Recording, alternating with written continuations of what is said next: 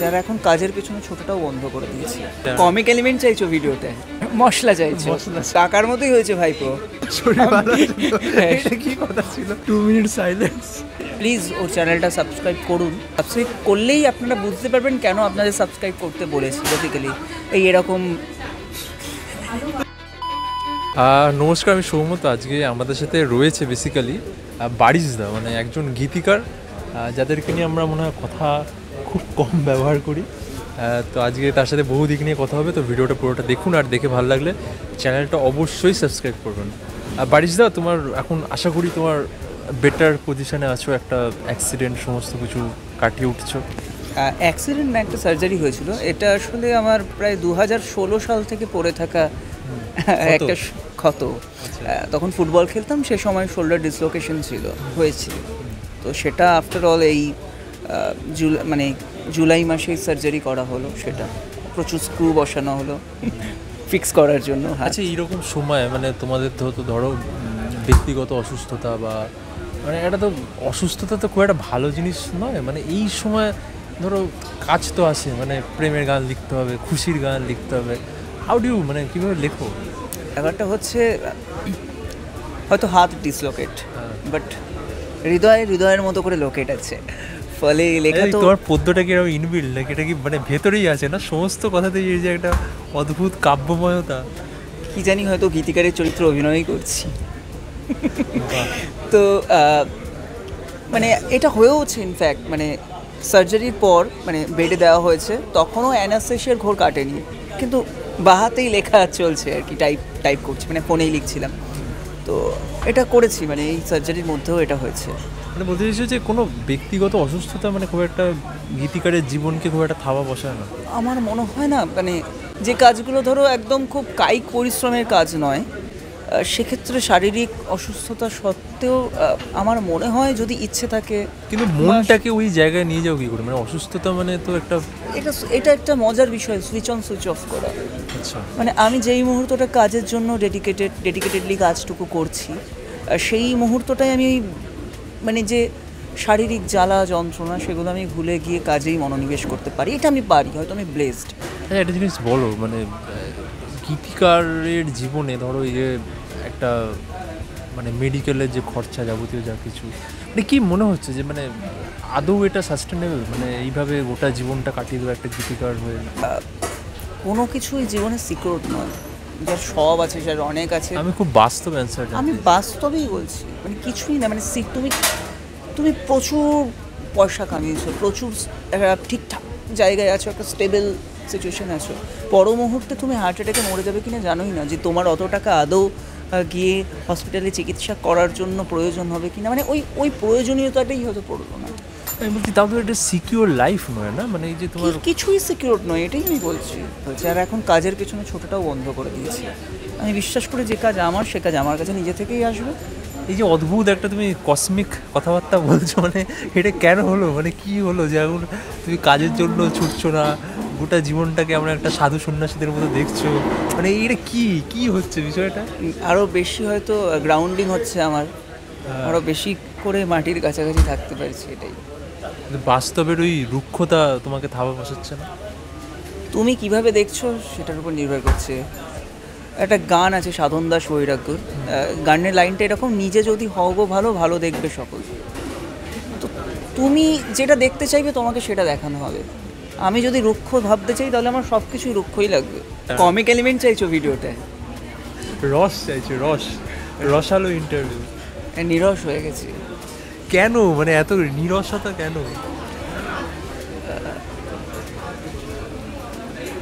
নিরসতা কেন মানে এক্সাইটেড হয়ে, মানে কাজ যখন করবো সেই মুহূর্তটা এক্সাইটেড হবো। তুমি যা যা কথাগুলো বলছো, মানে আমি কী প্রশ্ন করবো আমি কিছু বুঝতেই পারছি না।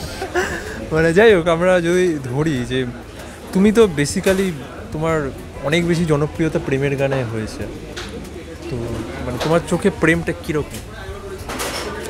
আমার চোখে প্রেমটা হচ্ছে একটা স্থিতি যে আমাকে ধারণ করে রাখে। এই যে কাজের প্রতি প্রেম, হ্যাঁ এটা একটা অবশ্যই একটা স্মৃতি, যেটা এবং যা আমাকে ধারণ করে থাকে সেটাই প্রেম। এই যে বেঁচে আছি, প্রেমের জন্যই বেঁচে আছি।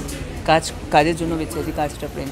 এই যে এত মানুষ ঘিরে রয়েছে, এই যে তুমি এলে ইন্টারভিউ করতে, তো এটা ভালোবাসো বলে তো ইন্টারভিউ করতে এসছো, শুধু তো কন্টেন্টটা নয়, কন্টেন্ট তুমি আরও অনেক কিছুতেই পাবে। তোমার মনে হলো হ্যাঁ এই লোকটাকে ইন্টারভিউ করা যায়, এতে কিছু পেতে পারি আমি, এই কিছুই পাচ্ছি না আপাতত। স্পিরিচুয়ালিজম ছাড়া। যখন তোমার একটা গান বিখ্যাত হয়, তোমার লেখা গান ম্যাক্সিমাম কিন্তু গায়কের নামে বেশি বিখ্যাত হয়, মানে অ্যাকচুয়ালি লিখছো তুমি, তো গীতিকারের নামটাই তো ব্রাত্য থেকে যায়। বা পুরস্কার এগুলো নিয়ে তো অনেকবার বহুবার কথা হয়েছে, তুমিও দেখলাম, তুমি না রিতম দা এরা অনেকবার বহুজনের কথাও বলেছে, মানে মশলা চাইছে। দেখো ব্যাপারটা হচ্ছে এটা বরাবরই হয়েছে, এটা আজকে হচ্ছে এরকম নয়, সেটা অনেক ছবির ক্ষেত্রেও যদি ডিরেক্টর বড় না হয়, সেখানে যদি কোনো অ্যাক্টর বড় হয় তো সেটা তার ছবি হয়েছে, শাহরুখ খানের ছবি। নতুন কোনো ডিরেক্টর থাকলে তুমি কিন্তু বলো না সেটা। গানের ক্ষেত্রেও যেটা হয়, যেহেতু সিঙ্গারকেই মানুষ বেশি দেখে, তিনি সামনে থেকে মঞ্চে থেকে অনুষ্ঠানটা করেন, তিনি ফোরফ্রন্টে থাকেন, ফলে ওই তারই গান হয়ে যায়। গৌরীপ্রসন্ন মজুমদারকে মোটামুটি যারা বাংলা সংস্কৃতি নিয়ে চর্চা করে, গৌরীপ্রসন্ন মজুমদারের কথা লোকে জানে। আমি বলতে চাই সব মানুষ জানে না, হয়তো নামটা জানে, কি কি গান লিখেছে জিজ্ঞেস করলে বলতে পারবে না, এটা আমি এই চ্যালেঞ্জ করে বলতে পারি। জানি যে পুলক বাবু, গৌরীপ্রসন্ন বাবু গান লিখতেন, কি গান লিখেছেন একটা গান বলে দেখা বলতে পারবে না। তুমি বললে যে জানে না, ঠিক আছে, বাট তখন নয় জানেনি, এখন তো আমরা অনেক সভ্য হয়েছি, তাহলে আজকে কি বারিশের 10টা গান বলে জানার সুযোগটা আছে, কিন্তু এখনো মানুষ জানতে চাইছে না। সেটাই আমি বলতে চাইছি যে কেন, মানে এখন তো মানুষ সভ্য হয়েছে, কেন বারিশের 10টা গান লোকের, 10টা গান আমি ছেড়ে দিচ্ছি, একটা গান 60 সেকেন্ডের রিল দেখবে বলে, রিল দেখাটা বেশি দরকার, কি একটা গান লিখেছে তার থেকে কি দরকার, বরঞ্চ ওই গানটা দিয়ে একটা রিল বানিয়ে দিই নিজের, অন্য একটা কিছু থেকে ভিডিও কালেক্ট করি, আর ওই গানটাই কে লিখেছে দরকার কি জেনে। নাকি ইন্ডাস্ট্রি এখনো চায় যে গীতিকাররা ব্রাত্যই, ইন্ডাস্ট্রি তো আর এটা চাইছে না, আমার তো মনে হয় না ইন্ডাস্ট্রি এটা চায়। এখন তো ইন্ডাস্ট্রি চাইছে না, এখন তো মানুষের কাছে তথ্য সংগ্রহ করার বিভিন্ন মাধ্যম রয়েছে, অত খেটে কে করবে? হ্যাঁ ওটাই তো আমি বলছি, রিল করবে, কি কার আছে নেই তো চাকরি করে, তো সেটাই, তুমি যতক্ষণ না নিজে জানতে চাইছে আর কেউ তোমাকে জানাতে পারবে না, তোমার জানার ইচ্ছে থাকতে হবে, তবে তুমি কিছু জানতে পারবে। বুঝেছি যে ইন্ডাস্ট্রির যে পিআর সিস্টেম, সেটা তো মনে হয় না যে একটা হাইলাইট করাটা কিছুটা আছে, কিন্তু একা ইন্ডাস্ট্রির দায় নেই বা ওই পিআর কোম্পানির দায় নেই বলেই আমি মনে করি। মানুষ যখন জানতে চাইবে তখন বাধ্য হবে কোম্পানিগুলো তাদের ইনফরমেশন প্রোভাইড করার জন্য, কিন্তু মানুষের তো জানার দায় নেই, যে জেগে ঘুমায় তাকে কি জাগানো যায়? তোমার কাছে মানুষ হিসেবে খুব মানে হতাশ আজকের সময়টা। না একেবারেই হতাশ না, আজকের মানুষকে ঘিরে মানে একেবারেই বলছো তো, বারবার তো বলছো যে মানুষ জেগে ঘুমোচ্ছে, হেন তেন করছে। না মানুষ জেগে ঘুমাচ্ছে না, মানুষ জানে তার কি প্রয়োজন, তার এই মুহূর্তে যেটা দরকার সে সেটা খুঁজছে, এই মুহূর্তে তার ওই ডিটেলসটা দরকার নেই একটা গান কে লিখছে বা একটা স্ক্রিপ্ট কে লিখছে। তুমি আমাকে হতাশ বা ডিমোটিভেট করতেই পারবে না। না আমি বলছি, তুমি বলছো যে দরকার নেই, ঠিক আছে ভালো কথা, বাট বাজারে তো তৈরি করতে হবে যে এটা তোমার দরকার, এটাও তো জানাটা দরকার। হ্যাঁ সেটা আমার একার দায় নেই, বাকিরাও আসুক। না মানে তোমরা এত মানে একটু গরম কিছু বলো, মানে যে এটা আমাদের হচ্ছে না কিছু, এরকম একটা যে তোমরা এত ব্রাত্য, অনেক কিছু হয়েছে, মানে এই যে ভালোবাসার মৌসুম লিখবো বা জিয়া তুষার লিখবো, এটাই তো হওয়ার ছিল না, এটা তো হয়েছে, তো অনেক কিছু পেয়েছি, এর পরেও আবার আশা করব যে আমাকেও চিনতে হবে আলাদা করে, তাহলে সেটা তো মানে আশাটা এত সীমিত কেন? কারণ ওই আশা না করে অনেক কিছু বেশি পাওয়া যায়, আশা করলে বরঞ্চ সেটা না হলে কষ্ট হয়। মানে এটা ইন্টারভিউ হচ্ছে না, আমার মনে হচ্ছে কেউ হচ্ছে ঠেলে খুঁজে ব্যাপারটা। না আমি কিন্তু বসে আছি, আমি কিন্তু উঠে যেতে চাইছি না। অনেক ক্ষেত্রে আমার যেটা মনে হয় যে কোথাও আগেকার দিনে গানের ভাষায় যে লেখনীতে যে গভীরতাটা ছিল, সেই গভীরতাটা বোধহয় আজকে আর নেই, বা আমি হয়তো বুঝতে পারছি না। আচ্ছা এটার কী কারণ? তার মানে আমি বুড়ো হয়ে যাইনি। তোমার চয়েসটা এখনো, তুমি 90s ওই মেলোডি পছন্দ করো, কেউ হতে পারে এখনকার রক পছন্দ করে, তো মানুষের চয়েসের উপর নির্ভর করে পার্সপেক্টিভ। এই যে গানে বোকা সোডা একটা নাম করেই বলছি, এটা কি কোনো গানের একটা ভাষা হতে পারে? তুমি শুনেছো কিন্তু, তো আমার শুনতে তো আমার কাজের সূত্রে, কিন্তু তোমার মনে আছে কিন্তু বোকা সোডা, এটা তো মনে আছে এই কারণে, এটাই হচ্ছে ব্যাপার, কারণ মানুষ চাইছে, মানুষ শুনছে, তোমার হুট করে কিন্তু এত গান থাকতে বোকা সোডাই মাথায়, কারণ ওটা তো মানে ওটা ওই হিট করতে পেরেছে, তোমার মাথায় রয়ে গেছে, তো এটাই হচ্ছে, এটা তো মানে নিম্ন রুচি দিয়ে হিট করালো। হ্যাঁ তো নিম্ন রুচি হলেও রুচি দিয়ে হিট করতে পারবে না। এখন কোন কাজটা ঠিকঠাক তোমার মনে হচ্ছে যে রুচিসম্মত হচ্ছে তোমার বিচারে, আমি বলছি না, পার্সপেক্টিভ ম্যাটার, ওটা কারোর ক্ষেত্রে ওটাই রুচিসম্মত, তাদের কাছে ওটাই ক্যাচি মনে হচ্ছে। তোমাদের এরকম অর্ডার আছে মানে একটু ক্যাচি বা কিছু, মানে কি একটা যখন গান লেখো না ইদানিং তো সব গানই মানে মানে বলাই হয় যে এটা ভাইরাল গান দিতে হবে, সবাই মানে ব্রিফ থাকে হচ্ছে ভাইরাল গান। ভাইরাল গান মানে সেটা কিভাবে হবে ভাইরাল? সেটা জানি না, সেটার জন্য মনে হয় 1-2 বার ভাইরাল ফিভারে আক্রান্ত হতে হবে, তারপরে লেখা যাবে এরকম ভাইরাল গান। সব গানই বোধহয় অনুপম রাই লিখছে। সব গান অনুপম রায় লিখছে তোমার মনে হচ্ছে? এই যে এক্ষুনি যে ঠিক নয়, না এক্ষুনি যে বোকাসোডা গানটার কথা বলছিলে তুমি, সেই গানটা মনে করো, তোমার মনে হচ্ছে ওটা অনুপম রায় লিখছে? না ধরো একটু যেগুলো কাব্যময়তা, যে তুমি বলেছো সব গান অনুপম রায় লিখছে, তুমি আবার নিজেই বললে বোকাসোডার মতো গান, তাহলে তুমি বলো, তুমি ধরে নাও। হ্যাঁ সেটা তো ঠিকই, বাট একটু যেগুলো কাব্যময়তার দিকে যে গানগুলো, একটু ভালোবাসা হয়, একটু জখম যে গানগুলো, সেগুলো একটু এবার তুমি কি খোঁচালে আমাকে জখম দিয়ে, এই জখম ওয়ার্ডটা ইউজ করে, সেগুলো একটু অনুপম রায়ের মতো হয়ে যাচ্ছে না? না নিজের মনে একেবারেই হয় না মনে কখনো হচ্ছে যে না। একটু না ওরকম হওয়াতেই পারবো না আমি, কারণ অনুপম রায় হতে গেলে যে শিক্ষাটা বা যে প্রজ্ঞাটা দরকার সেটা আমার নেই, ফলে হবে না। আমি আমার মতোই লিখবো বস, আমি শ্রীয়াদার মতো লিখতে পারবো না, অনুপমদার মতো লিখতে পারবো না। ভালো প্রশ্ন করেছে। কি প্রশ্ন? সৃজিত মুখার্জির গান ভালো লাগে না আইডির গান লিখতে ভালো লাগে? যে গান ভালো সেই গান লিখতে আমার ভালো লাগে। পিক ওয়ান না? সৃজিত মুখার্জি পরিচালক উনি, আর ইন্দ্রদীপ দা পরিচালক, এবং অবশ্যই সঙ্গীত পরিচালক। হ্যাঁ হ্যাঁ পরিচালক। আমার কাজ তো মূলত কম্পোজারের সাথে, কারণ কম্পোজার আমাকে ব্রিফ দেন। তো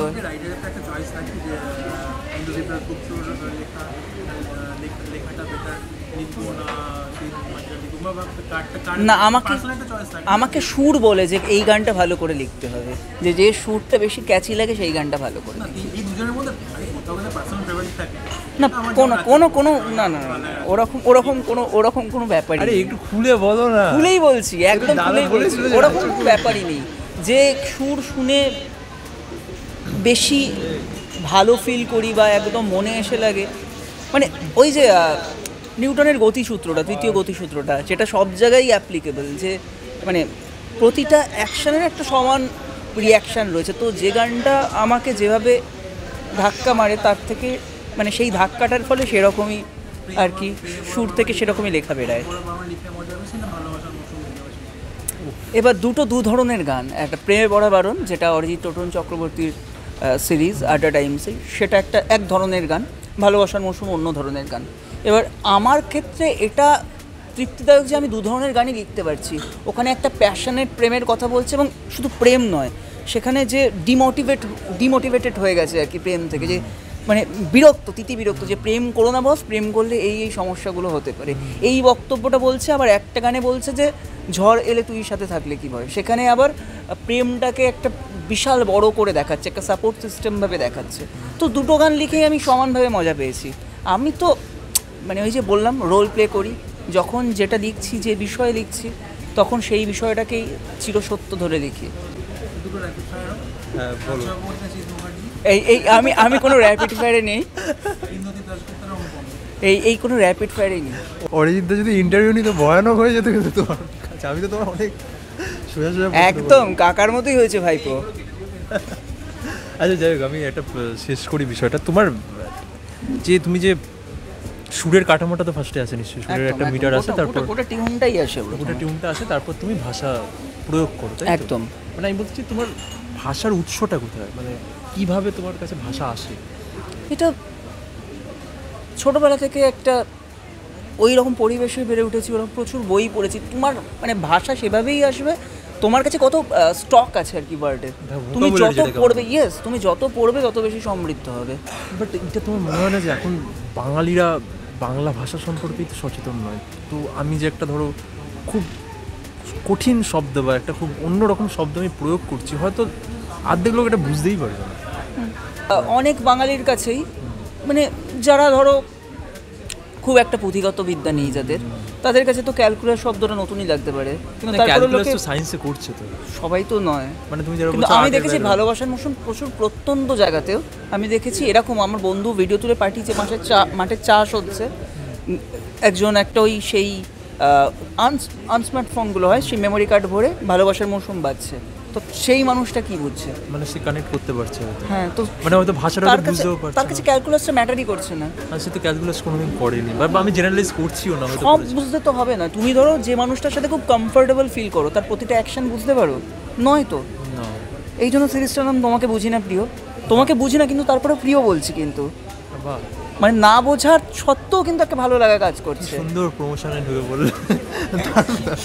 আমি একটা প্রশ্ন করিনি, তাও শেষে এখানে চলে এলো। যাই হোক, যাই হোক। ভালো।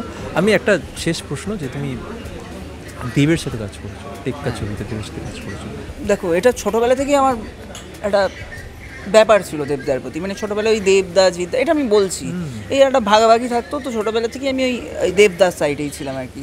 মানে পাড়াতে ওরকম দুটো দল, দেব ফ্যান জিৎ ফ্যান, তো আমি ছোটোবেলা থেকেই দেব ফ্যান। তো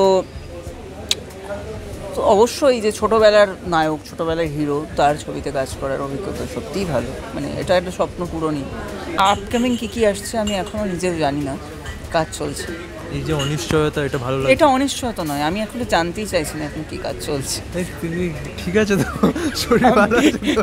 এটা কি কথা ছিল যে আমি জানতেই চাইছি না যে পরবর্তী কি কাজ? না, আসলে ওই লোভ বা মোহটা একটু কমে গেছে। এটা অতিরিক্ত লোভ।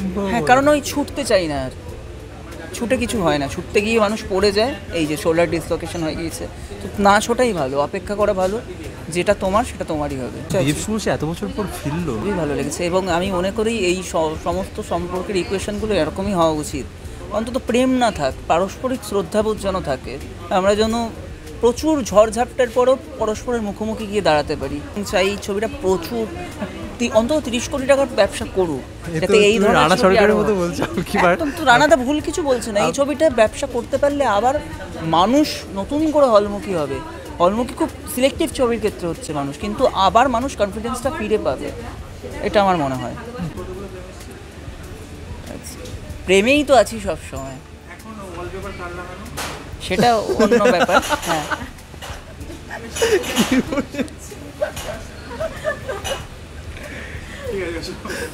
2 মিনিট সাইলেন্স। আজকে এরকম আড্ডা আলোচনা কি করলাম আমি নিজেও জানি না কি হলো, এরকম আড্ডা আলোচনা করে কেমন লাগলো? সৌম্য খুবই ভালো কাজ করে, খুবই হাম্বল, ডেডিকেটেড, প্যাশনেট, মানে ও ভালোবেসেই কাজটা করে। শুধু জাস্ট 4টি কন্টেন্ট বানাবো, তার থেকে টাকা তুলবো, শুধু এই জন্য নয়, ও সিরিয়াসলি কাজটা করতে চায়। তো আপনারা প্লিজ ওর চ্যানেলটা সাবস্ক্রাইব করুন, এটুকুই বলার। আর সাবস্ক্রাইব করলেই আপনারা বুঝতে পারবেন কেন আপনাদের সাবস্ক্রাইব করতে বলেছি। বেসিক্যালি এরকম দুর্বোধ্য ইন্টারভিউও পাবেন, আবার প্রচুর ক্রিস্পি নিউজও পাবেন। তো ওর চ্যানেলটা অবশ্যই সাবস্ক্রাইব করুন। একটা ছবি তো বন্ধ কর।